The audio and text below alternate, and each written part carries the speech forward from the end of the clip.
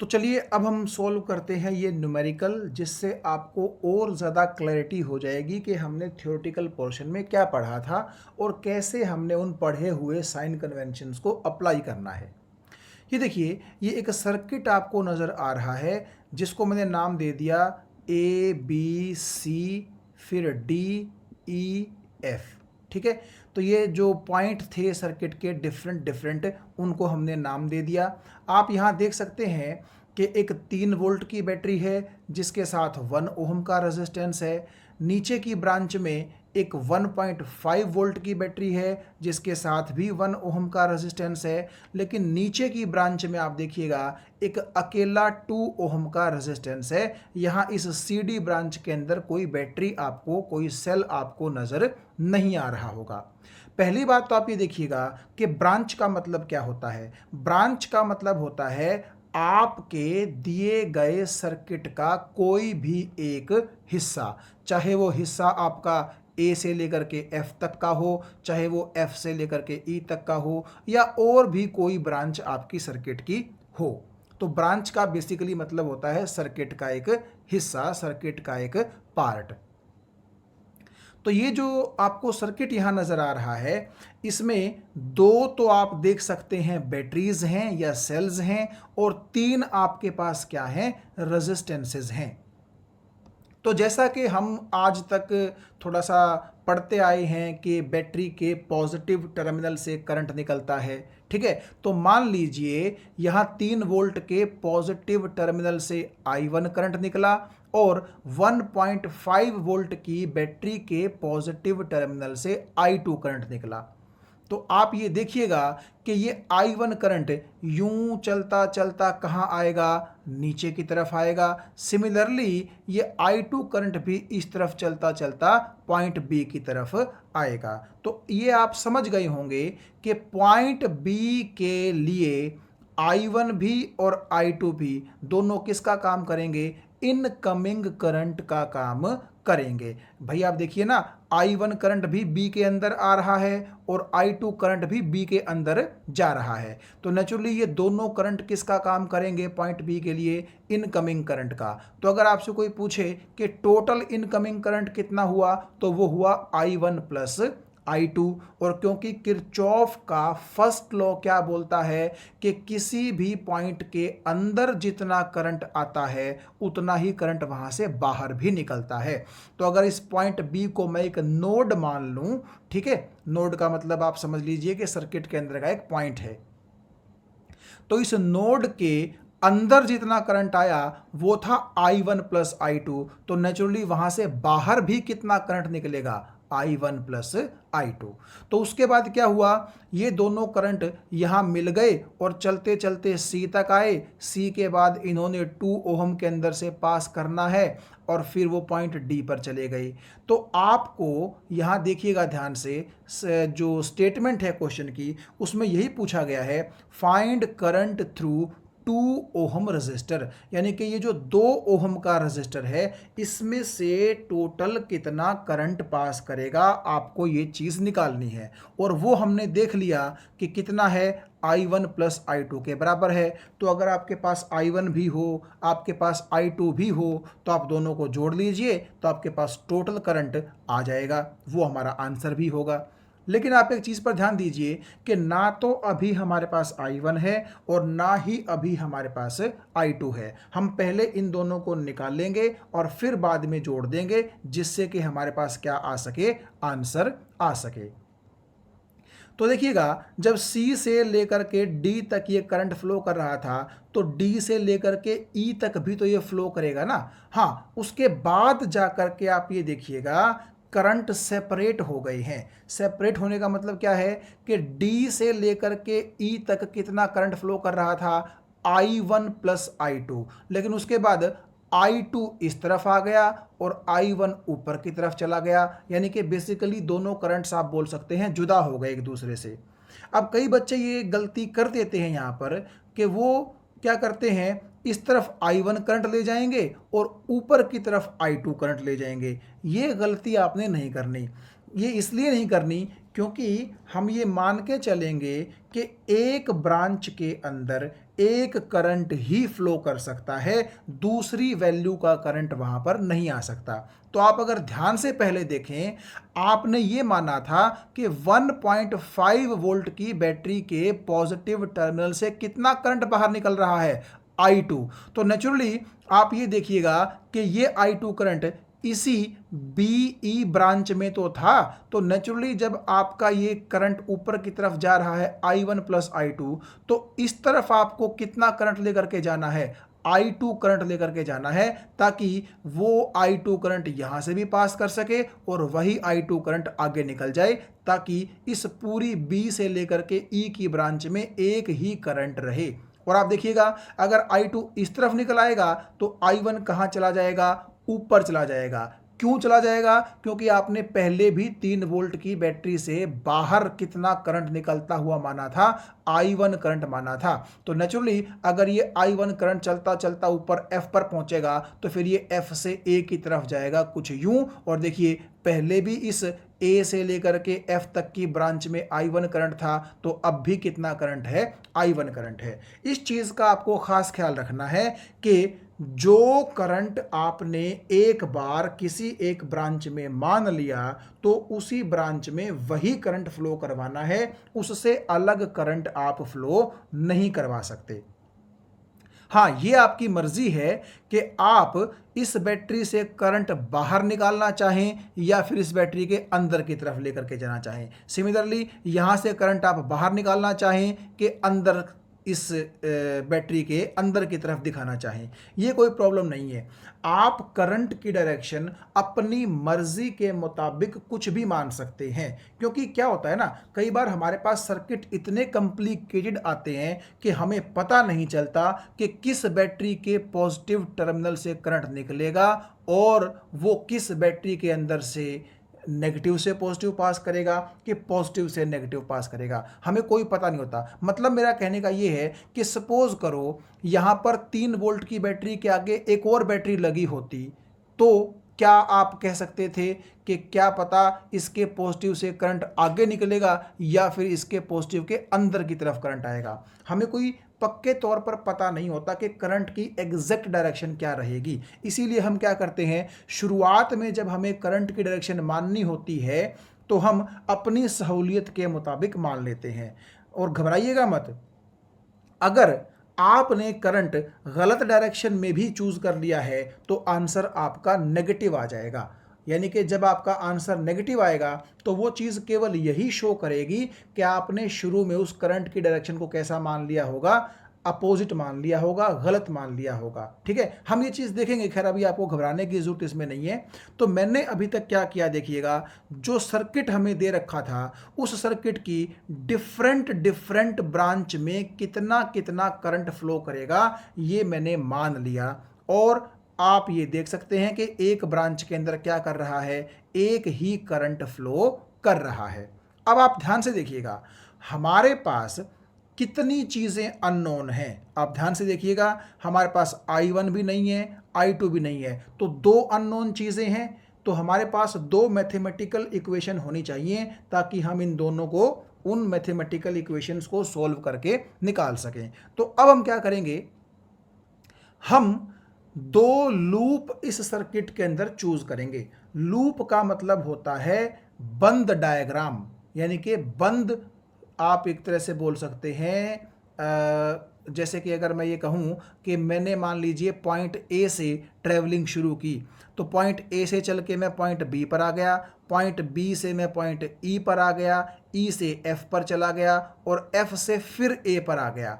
तो मैं क्या करके आया हूँ, इस ए बी ई एफ ए रास्ते पर, एक रेक्टेंगुलर रास्ते पर ट्रेवल करके आया हूं। और मैंने क्या किया, ए से स्टार्टिंग की थी और घूम घाम के वापस मैं कहां आ गया, ए पर ही आ गया। इसको हम बोलते हैं लूप, कि भाई आपने जहां से शुरू किया वहीं आपने ख़त्म किया, यानी कि पूरे का पूरा सर्किट क्लोज्ड है, कहीं भी उसके अंदर कोई कट नहीं है। तो क्लोज्ड सर्किट को आप क्या बोल सकते हैं, लूप बोल सकते हैं। अब उस लूप के अंदर आपको क्लॉकवाइज ट्रेवल करना है कि एंटी क्लॉकवाइज ट्रेवल करना है, ये डिसाइड आप खुद करेंगे, इसमें कोई प्रॉब्लम नहीं है।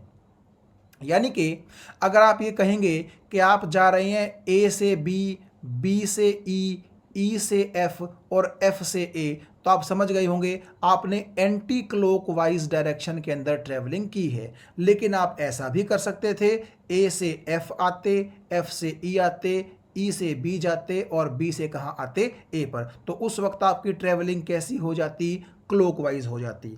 तो आपको या तो क्लॉकवाइज चलना है या एंटी क्लॉकवाइज चलना है, ये डिसाइड आप करेंगे, लेकिन लूप फॉर्म करना है आपको। लूप का मतलब जिस पॉइंट से आप स्टार्ट लेंगे, आप क्लॉकवाइज या एंटी क्लॉकवाइज चल के अपनी जर्नी वापस वहीं पर खत्म कर देंगे। तो अब हम चलते हैं, इसको मैं बोल देता हूं लूप नंबर 1, या फिर आप इसको नाम दे दीजिए, मैं चलूंगा जैसे कि मैंने यहां पर इस एरो से डायरेक्शन दिखा रखी है, एंटी क्लॉकवाइज चलूंगा। यानी कि मैं ए से बी जाऊंगा, बी से ई जाऊंगा, ई से एफ जाऊंगा और एफ से फिर ए पहुंचूंगा। तो मैंने लूप को भी आप देखिए नाम कुछ इसी तरीके से दिया है, ए से बी, बी से ई से एफ और एफ से फिर ए। तो इसलिए मैंने लिखा कि मैं अब loop A B E F A के अंदर हूं, और यहां पर ये इक्वेशन मैंने कैसे लिखी आपको मैं अब ये समझाने की कोशिश करता हूं। शायद अगर आप समझ रहे हो तो ये मैंने यहां पर KVL अप्लाई किया है, किरचॉफ्स वोल्टेज लॉ, जो ये बोलता था कि सभी की सभी EMFs और सभी के सभी जो रेजिस्टर्स के ऊपर पोटेंशियल ड्रॉप्स होते हैं उनका अलजेब्रिक सम 0 के बराबर होता है। ये आपको याद आ गई होगी, अभी कुछ देर पहले ही हमने पढ़ा था। तो आप ये देखिएगा कि अगर मैं इस लूप की बात करूं तो मैंने आपसे कहा था कि जो करंट की डायरेक्शन है वो तो आपने जो मान ली शुरू में सो मान ली, उनको चेंज मत करिएगा, ठीक है। अब आपने ध्यान ये रखना है कि आप जो इस लूप के अंदर ट्रेवल करेंगे तो वो ट्रेवलिंग की डायरेक्शन आपकी क्या रहेगी। जैसा कि इस केस में मैंने लिया है कैसा, एंटी क्लॉकवाइज लिया है। तो अब हम वो साइन कन्वेंशंस वगैरह जो पीछे पढ़े थे वो अब हम यूज करेंगे। तो आप ध्यान से देखिएगा, जब आप ए से बी आते हैं तो आपके रास्ते में ना तो कोई सेल या बैटरी आती है और ना ही कोई रेजिस्टेंस आता है, तो इसीलिए ना तो यहाँ पर EMF का कुछ जो है सीन बनता है और ना ही यहाँ पर पोटेंशियल ड्रॉप का कुछ सीन बनता है। अब आ जाइए आप बी से लेकर के ई, देखिए ध्यान से देखिएगा, जब आप बी से ई जा रहे हैं, मैंने कहा था ना कि लूप के अंदर कौन ट्रेवल कर रहा है, आप ये मान के चल लीजिए कि आप खुद ट्रेवल कर रहे हैं, ठीक है। तो आप आ गए थे ए से बी, अब हम चलते हैं बी से ई। तो देखिए बी से ई जब आप चलेंगे तो आपको ये 1.5 वोल्ट की बैटरी क्रॉस करके जानी पड़ेगी, और आप समझ गए होंगे आप इस बैटरी के नेगेटिव टर्मिनल से बाहर निकलेंगे भाई, ठीक है। तो इसीलिए आप यहां पर देखिए ये 1.5 के साथ मैंने कैसा साइन लगा दिया है, नेगेटिव। तो यहां पर आपको मुझे उम्मीद है कि साइन कन्वेंशन अप्लाई करनी कम से कम बैटरी की EMF के केस में आ गई होगी। आप समझ गए होंगे कि यहां पर क्योंकि हम सेल के अंदर से क्रॉस होकर के निकले हैं और हम नेगेटिव टर्मिनल से बाहर निकले हैं, इसीलिए EMF का साइन कैसा आ गया, नेगेटिव। तो यहां पर मैंने लिख दिया नेगेटिव के 1.5। ओके, अब आगे चलते हैं। फिर चलते चलते चलते ये जो 1 ओम का रेजिस्टेंस है इसके अंदर से भी आपको पास करना पड़ेगा। लेकिन अगर आप ध्यान से देखें I2 करंट इस रेजिस्टेंस के अंदर कहां फ्लो कर रहा है, लेफ्ट साइड में, जबकि आपको कहां फ्लो करना है, राइट साइड में। तो करंट और आपके ट्रेवलिंग की डायरेक्शन कैसी हो गई, अपोजिट हो गई। और मैंने आपको बताया था साइन कन्वेंशन में कि अगर आपके ट्रेवल करने की डायरेक्शन और करंट के चलने की डायरेक्शन अपोजिट हो जाए तो उस केस में वोल्टेज ड्रॉप पॉजिटिव लिया जाता है। ये बात आपको समझ में आ गई होगी। आप पीछे जा कर के एक बार देख भी सकते हैं अगर आपको याद ना आ रहा हो। तो बेसिकली हमने ऐसा क्यों किया, क्योंकि करंट हमेशा कहाँ से कहाँ चलता है, हाई पोटेंशियल से लो पोटेंशियल की तरफ चलता है। तो इसका मतलब है कि यहाँ पर जो पॉइंट है वो हाई पोटेंशियल पर होना चाहिए, यानी कि पॉजिटिव होना चाहिए। और मैं, आप देखिएगा, कुछ इस तरीके से चलता हुआ आ रहा हूँ जहाँ कर्सर चल रहा है, आप देखिएगा। तो मुझे पॉजिटिव टर्मिनल से बाहर निकलना है, तो इसीलिए मैं वोल्टेज ड्रॉप का साइन कैसा लूँगा, पॉजिटिव, क्योंकि मैं वही साइन लूँगा जिस टर्मिनल से मैं बाहर निकलता हूँ। तो आप एक बात देखिए, यहाँ पर 1 ओम के रजिस्टर में से I2 करंट पास हो रहा है, यानी कि करंट तो है I2 और रेजिस्टेंस है 1, तो वोल्टेज कितनी हो जाएगी, रेजिस्टेंस इंटू करंट, यानी कि 1 इंटू I2। तो आप यहाँ देखिएगा, ये मैंने 1 इंटू I2 क्या लिखा है, ये वोल्टेज ड्रॉप यानी कि पोटेंशियल ड्रॉप है। और क्योंकि करंट की डायरेक्शन है कहाँ, ये लेफ्ट साइड में, और आप कहाँ ट्रेवल कर रहे हैं, राइट साइड में, तो क्योंकि दोनों डायरेक्शन अपोजिट हैं, इसीलिए आप यहाँ ध्यान से देखिएगा, इस 1 इंटू I2 वोल्टेज ड्रॉप के साथ मैंने कैसा साइन लगाया है, पॉजिटिव साइन लगाया है। तो मुझे उम्मीद है ये बात अब आपको समझ में आ गई होगी कि आपके ट्रेवलिंग की डायरेक्शन क्या मतलब है और करंट की ट्रेवलिंग की डायरेक्शन का क्या मतलब है। और अगर दोनों अपोजिट हैं तो पॉजिटिव साइन देना है, दोनों सेम हैं, पैरेलल हैं तो नेगेटिव साइन देना है। ईएमएफ कब पॉजिटिव होगी, कब नेगेटिव होगी। अब थोड़ा सा आगे हम तेज़ी से चलते हैं। तो ये देखिएगा, आपके रास्ते में 1.5 वोल्ट की बैटरी आई थी और एक ये रेजिस्टेंस आया था, तो ईएमएफ को आपने नेगेटिव पुट कर दिया और पोटेंशियल ड्रॉप को आपने पॉजिटिव पुट कर दिया, ठीक है। और ये बीच में तो हम जैसे प्लस साइन लगाते थे, पहले भी मैंने आपको बताया था, ये वही प्लस साइन है। अब देखिए, तो अब आप चलते चलते ई से एफ जाएंगे, लेकिन यहाँ पर भी रास्ते में ना कोई बैटरी है ना कोई रेजिस्टेंस है, तो यहाँ हमें कुछ लिखने की ज़रूरत नहीं है। फिर हम लूप पूरा करने के लिए एफ से वापस कहाँ आएंगे, ए पर आएंगे, ठीक है। तो इस प्रोसेस में हमें क्या करना पड़ेगा, हमें एक तो 1 ओम के अंदर से पास करना पड़ेगा और फिर 3 वोल्ट की बैटरी के अंदर से पास करना पड़ेगा।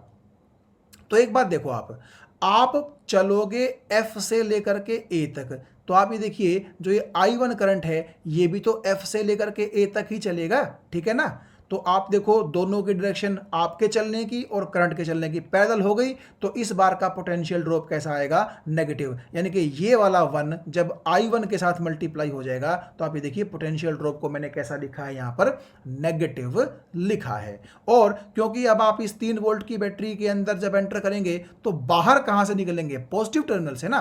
तो इसका मतलब है ये 3 वोल्ट की बैटरी का साइन आपको कैसे लाना पड़ेगा, प्लस लेना पड़ेगा। तो देखो, इस बैटरी का साइन नेगेटिव, इस बैटरी का साइन पॉजिटिव, ये वाला पोटेंशियल ड्रॉप पॉजिटिव और ये वाला पोटेंशियल ड्रॉप नेगेटिव। ये साइन कन्वेंशन की हेल्प से ही आया। और ये जो प्लस के साइन बीच में लगे हुए हैं, इनका मतलब इनका अलजेब्रिक सम, और उसको आपको किसके बराबर रखना है, 0 के बराबर रखना है। ये तो किरचॉफ का वोल्टेज लॉ बोलता ही था।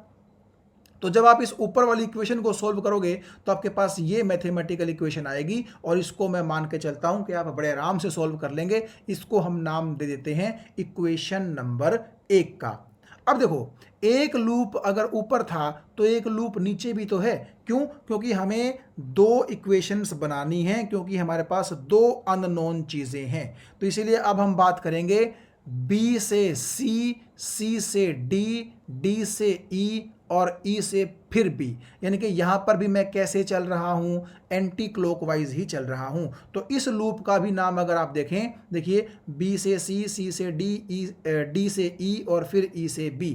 यानी कि मैं यहाँ पर भी कैसे चल रहा हूँ, एरो आप देखिएगा, बिल्कुल एंटी क्लॉकवाइज ही चल रहा हूँ।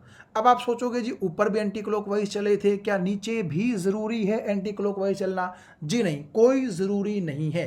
लेकिन हाँ, एक बात है, एक लूप के अंदर आपने एक बार अगर डिसाइड कर लिया कि मैंने ऐसे चलना है, तो फिर उसी पे कायम रहिएगा, उसको चेंज नहीं करना। हाँ, अलग अलग जो लूप होते हैं, किसी में आप क्लॉकवाइज चलिए, किसी में एंटी क्लॉकवाइज चलिए, उसमें कोई दिक्कत नहीं है, ठीक है। तो आप अगर यहाँ इस नीचे वाले लूप के अंदर भी एंटी क्लॉकवाइज चलना चाहते हैं, जैसा कि मैंने दिखा रखा है, तो हम चलते हैं। तो इसका मतलब ये रहेगा कि मैं पहले बी से सी आऊँगा। तो यहाँ पर देखिए ना कोई बैटरी है ना कोई रेजिस्टेंस है, तो हमें कुछ करने की ज़रूरत नहीं है। लेकिन जब मैं सी से डी चल रहा हूँ तो मुझे इस 2 ओम के अंदर से पास करना पड़ रहा है। और किस तरफ पास करना पड़ रहा है, आप देखिए राइट हैंड की तरफ चल रहा हूँ मैं। और आप ये देख सकते हैं कि इस 2 ओम में से ये जो total current I1 plus I2 पास करेगा, ये भी कहाँ चलेगा, राइट साइड की तरफ। यानी कि मेरी डायरेक्शन और करंट की डायरेक्शन कैसी हो गई, पैरेलल हो गई। तो अब आप बताइए मुझे कि पोटेंशियल ड्रॉप कैसा आएगा, नेगेटिव आएगा। इसीलिए जब आप 2 ओहम के रेजिस्टेंस को इस टोटल करंट से मल्टीप्लाई कर देंगे, यानी कि 2 इंटू I1 प्लस I2, तो वो तो हो जाएगा वोल्टेज ड्रॉप। और वो वोल्टेज ड्रॉप आप देखिएगा यहाँ पर नेगेटिव साइन लगा हुआ है, कैसा आ गया, नेगेटिव। फिर आप ऊपर जाएंगे, कहाँ से, डी से लेकर के ई तक। यहाँ पर ना कोई बैटरी है ना कोई रेजिस्टेंस है, तो आपको कुछ घबराने की जरूरत नहीं है। फिर मैं चलूँगा ई से बी, तो यहाँ आप फिर से देखिएगा, मुझे इस रेजिस्टेंस में से भी पास करना है और मुझे इस बैटरी के अंदर से भी पास करना है। तो यहाँ पर क्या होगा, अब देखो मैं चल रहा हूँ ई से और लेफ्ट साइड की तरफ, और ये I2 करंट भी कहाँ चल रहा है, लेफ्ट साइड की तरफ। तो हमारी डायरेक्शन पैरेलल हो गई, मेरी भी और करंट की भी। तो यहाँ पर आप देखिए 1 इंटू I2 कैसा आएगा, नेगेटिव, क्योंकि मेरी डायरेक्शन और करंट की डायरेक्शन दोनों कैसी हैं, सेम है। तो आप यहाँ देख सकते हैं, ये मैंने क्या किया, 1 इंटू I2 के साथ कैसा साइन लगा दिया, नेगेटिव साइन। ठीक है, ये ब्रैकेट के अंदर मैंने आपको बंद करके दिखा रखा है। फिर जब मैं चलता चलता चलता इस 1.5 वोल्ट की बैटरी को क्रॉस करूंगा, तो आप ये देख सकते हैं कि इससे होगा क्या, होगा ये कि ये एक मिनट, आप थोड़ा सा इसको थोड़ा सा जूम हम कर लेते हैं। हाँ, तो यहाँ पर आप देखिएगा कि जब मैं इस 1.5 वोल्ट की बैटरी को क्रॉस करूंगा, तो नेचुरली मुझे इस पॉजिटिव टर्मिनल से ही बाहर आना है। तो इस बैटरी की ईएमएफ का साइन मैं कैसा लूँगा, पॉजिटिव लूँगा। तो आप यहाँ देख सकते हैं कि ये 1.5 मैंने कैसा लिया है, पॉजिटिव। तो यहाँ पर तो क्या था, 2 रेजिस्टेंस थे, तो इसीलिए 2 पोटेंशियल ड्रॉप हो गए, और एक बैटरी हमारे लूप में आई थी, तो एक बैटरी की ईएमएफ हो गई, और साइन कन्वेंशंस आपको लगाने आई गई। और ये वाला प्लस और ये वाला प्लस आप जानते हैं ये किसकी वजह से है, अलजेब्रिक सम की वजह से है। ठीक है, तो आप जब इनका सम करेंगे तो उसको हमने किसके बराबर रखना है, 0 के बराबर। तो यहाँ से जब आप इस, अब मैथ है, अब फिजिक्स खत्म हो गई है, तो आप ये मैथ बड़े आराम से कर सकते हैं। ये इक्वेशंस आपने सॉल्व की हुई हैं पीछे क्लासेस में। तो जब आप इस इक्वेशन को सॉल्व करेंगे तो हमारे पास ये इक्वेशन आ जाएगी, जिसको हमने नाम दे दिया इक्वेशन नंबर 2। ये इक्वेशन भी I1 I2 में है और ये इक्वेशन भी I1 I2 में है। तो आप दोनों इक्वेशंस को जब सॉल्व करेंगे तो आपको I1 की वैल्यू इतनी मिलेगी और I2 की वैल्यू इतनी मिलेगी। अब आप यहाँ ध्यान से देखिए, I1 की वैल्यू मेरी पॉजिटिव आई है। इसका मतलब है कि जो मैंने माना था कि 3 वोल्ट की बैटरी से करंट इस तरफ चलेगा, ये मैंने सच माना था। लेकिन I2 क्योंकि नेगेटिव आया है, आप देखिएगा, इसका मतलब क्या है कि ये जो मैंने डायरेक्शन मानी है I2 की लेफ्ट साइड में, ये गलत मानी है। बेसिकली होना ऐसा चाहिए था कि I2 की डायरेक्शन हमें राइट साइड में माननी चाहिए थी। अगर आप राइट साइड में मानते तो आपका आंसर कैसा आता, पॉजिटिव आता। लेकिन क्योंकि शुरू में हमें बिल्कुल नहीं पता था कि किस ब्रांच में करंट कहाँ चलेगा, तो इसलिए हम कोई खुदा तो है नहीं कि पहले से ही पता हो हमें कि इस ब्रांच में करंट यहाँ चलेगा और इस ब्रांच में करंट यहाँ चलेगा। तो इसलिए हम क्या करते हैं, बेझिझक अपनी आप कोई भी डायरेक्शन करंट की मान लेते हैं। तो अगर बाय चांस वो डायरेक्शन हमने सही मानी है तो आंसर हमारा पॉजिटिव आ जाएगा, और बाय चांस अगर वो डायरेक्शन हमने गलत मानी है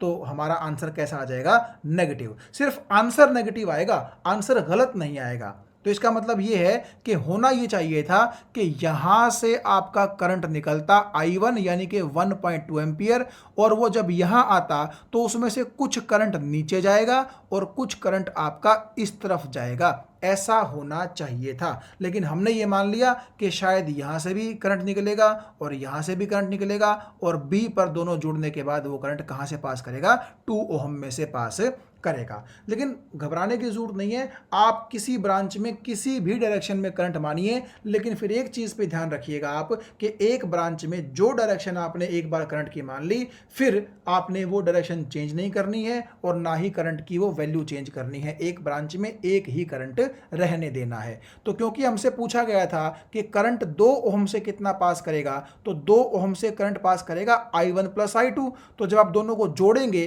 तो नेचुरली माइनस साइन की वजह से ये घट जाएगा और हमारे पास आंसर आएगा 0.9 एम्पियर। यानी कि इस बैटरी से 3 वोल्ट की बैटरी से जब 1.2 एम्पियर का करंट निकलेगा तो नीचे की तरफ जाएगा 0.9 और जो 0.3 करंट है वो आप देखिएगा इस 1.5 वोल्ट की बैटरी के अंदर की तरफ यूं फ्लो करेगा। तो आप ये देख सकते हैं यहां से तो हमें ऐसा लग रहा है कि पॉजिटिव टर्मिनल से करंट बाहर निकला है, लेकिन आप यहां देखिए 1.5 वोल्ट की बैटरी के पॉजिटिव टर्मिनल के अंदर की तरफ करंट घुसा है। तो ये बात हमेशा आप ध्यान रखिएगा कि बैटरी के अंदर जो करंट की डायरेक्शन है वो कैसी भी हो सकती है, मतलब पॉजिटिव टर्मिनल से बाहर भी हो सकती है और पॉजिटिव टर्मिनल के अंदर भी हो सकती है, इसमें कोई दिक्कत नहीं है। लेकिन हाँ, रेजिस्टेंस का जहाँ तक सवाल है, रेजिस्टेंस में जो करंट है वो हमेशा हाई पोटेंशियल टर्मिनल से कहाँ फ्लो करता है, लो पोटेंशियल टर्मिनल तक ही फ्लो करता है। हालांकि बैटरी के केस में वो आप देखिए हाई से बाहर भी हो सकता है और हाई के अंदर भी हो सकता है। ये चीज़ केवल बैटरी के लिए है। रेजिस्टेंस के लिए तो मैं आपको अभी भी बोल रहा हूं कि करंट हमेशा हाई पोटेंशियल टर्मिनल से कहाँ फ्लो करता है, लो पोटेंशियल टर्मिनल तक फ्लो करता है। लेकिन बैटरी के अंदर आप देखिएगा लो से हाई भी फ्लो हो सकता है और हाई से लो भी फ्लो हो सकता है। तो बैटरी का हमें कोई भरोसा नहीं होता।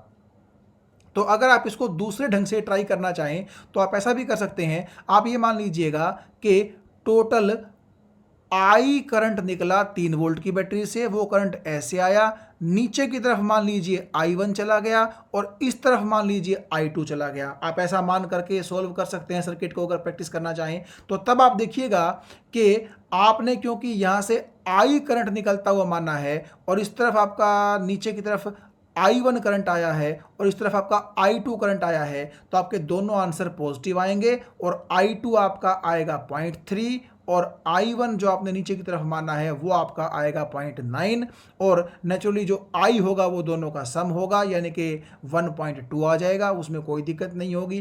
तो आप किसी भी तरीके से इस सवाल को सॉल्व कर सकते हैं। मैंने तो जस्ट आपको ये जो डायग्राम में शुरू में लेकर के चल रहा था कि मैंने यहाँ से भी करंट बाहर मान लिया और यहाँ से भी करंट बाहर मान लिया, उस हिसाब से मैंने आपको सॉल्व करके दिखाया है।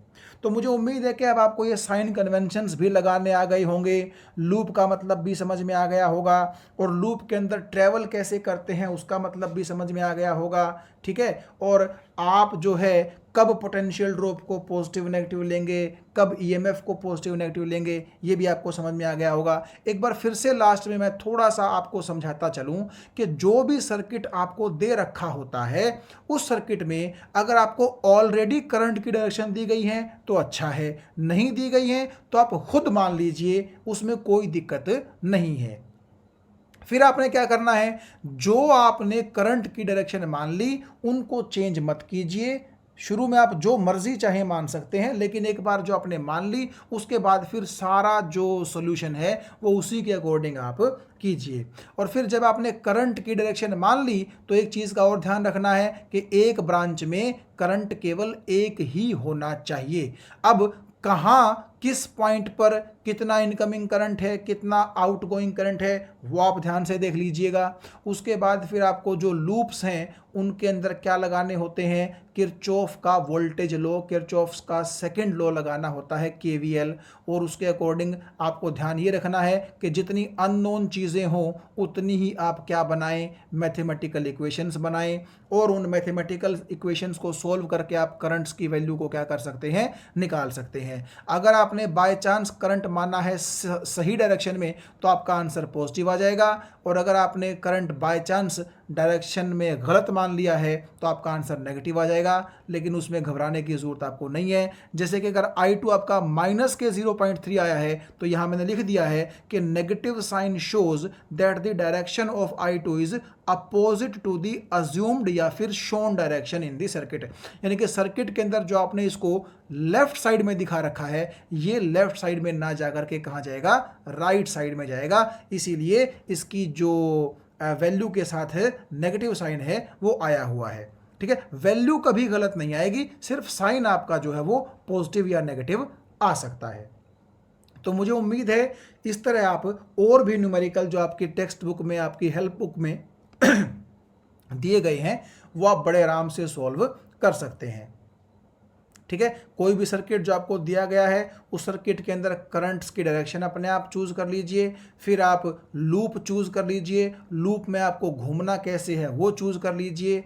अगर आपकी डायरेक्शन और करंट की डायरेक्शन पैरेलल है तो वोल्टेज ड्रॉप नेगेटिव आएगा, अपोजिट हैं दोनों डायरेक्शंस तो वो पोटेंशियल ड्रॉप आपका पॉजिटिव आएगा।